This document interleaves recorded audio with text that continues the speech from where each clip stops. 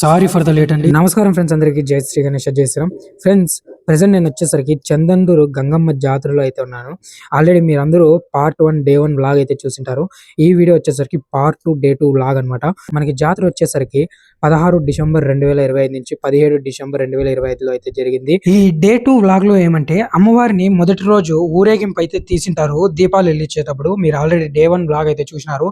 అమ్మవారిని ఏం చేసింటారంటే గుడి బయట పెట్టింటారు అనమాట. నెక్స్ట్ డే అంటే 17వ తారీఖు అమ్మవారిని మళ్ళా భుజాల పైన ఎత్తుకొని ఊరు మొత్తం ఒకసారి ఊరేగింపు అయితే తీసి గుడి లోపల అయితే పెడతారు.